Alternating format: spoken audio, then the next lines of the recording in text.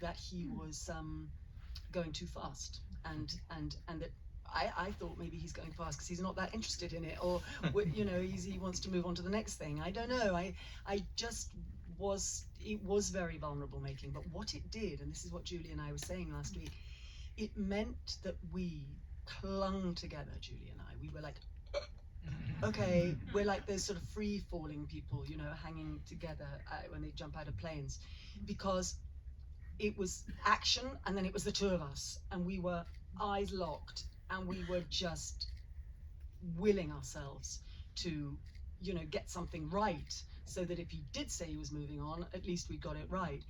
And maybe, I'm not suggesting that was a tactic on his part. I don't think it was, or if it was, maybe it was unconscious.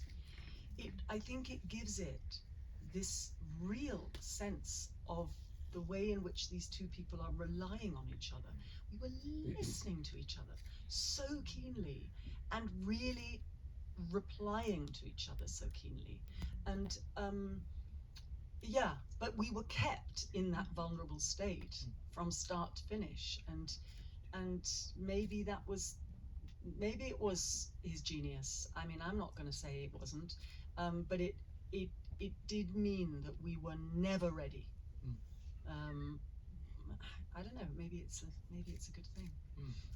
It seems like it worked out okay. I'm curious more generally as well. I think you're generally a very collaborative actor. You like to be involved in different parts of the filmmaking. So there was one scene I was thinking of specifically, which is your death scene, when you're discovered in this film. Maybe that is an example of what that was like in terms of the character's look and your presence and the way you were laying back. Like how, for example, in that scene, were you informing that? Well, it's so interesting that, because that moment, by the way, because it is true that I am what the Germans call a Mitarbeiter. I like to work with, but Pedro is someone who comes to a set and tells you what is the film that he's just seen. He literally has just, it's as if he has woken up, he's seen the scene, and he tells you, he says, right, in this scene, David, you're going to sit there and you're going to have your legs crossed and you're going to have your thing there and you're going to laugh at that point. That he will tell you that, and you will find a way of absorbing that, honoring it, and then trying to surprise him. That's the game. So there's a bit of a push me pull you going on always with him. He's still collaborative, and actually he got more and more collaborative as we worked on, but he is someone who works with his own vision. I mean, it is literally a vision. He's seen it and he tells you how it is.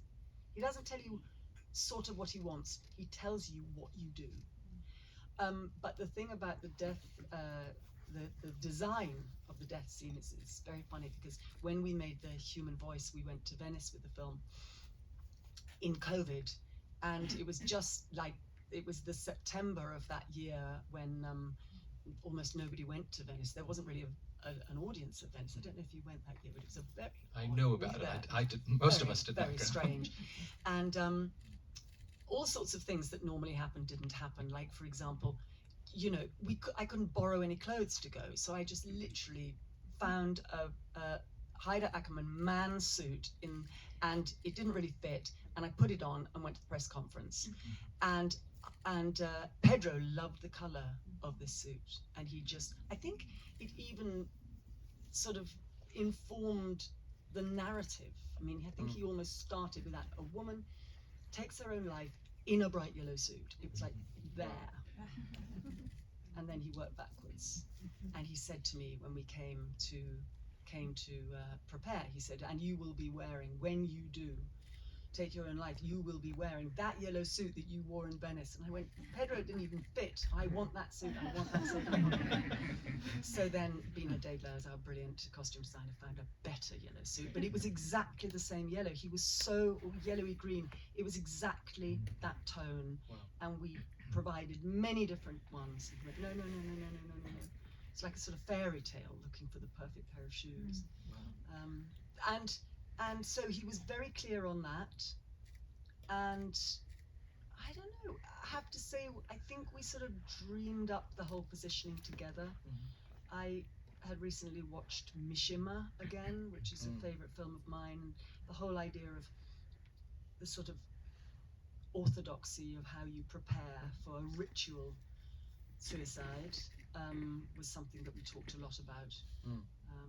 And the lounge chairs were a very important part of the story, and so we went backwards through the screenplay and went, let's say that we lie on those lounge chairs several times before. Yeah, it was quite mathematically thought through. So this is not the first time you've played a dual role, Tilda. However, I think in this film's case, there's something especially moving about that surprise. And I'm curious how it came to be and what it felt like to step into her daughter's shoes in that moment and know that that's sort of how you're ushering the film to its conclusion.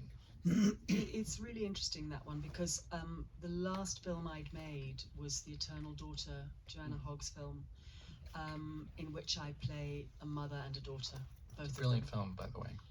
It is a brilliant film. Joanna Hogg is a great filmmaker, and I really urge you. Thank you very much. Very proud of that film.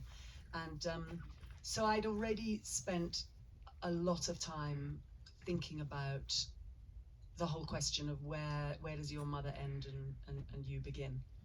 This is a prevailing interest of mine, as well it might be. And I talked to Pedro about that a lot. And so when it came to, I had to ask him again. I had to ask him who I was going to play, Martha or Ingrid. And I also had to ask him, by the way, who's going to play the daughter? And he said, well, you, of course. And I realized again that this was something that I'd sort of been talking to him about for a long time. I was a little trepidatious partly because it was a repetition, but also because you never, it's a tricky one. It can go wrong so badly and so easily. But it felt justified, partly because, unlike in The Eternal Daughter, which is a conversation between the mother and daughter, they never meet. There's something that touched me about the fact that they're never in the same frame, they're never in the same scene, and they are estranged. And the idea of them being very, very similar, but very different. Really, it was about what impact that would have on Ingrid, because she's the one who's having to bear Michelle's similarity to Martha. I mean, the impact on her is, I think, quite evident.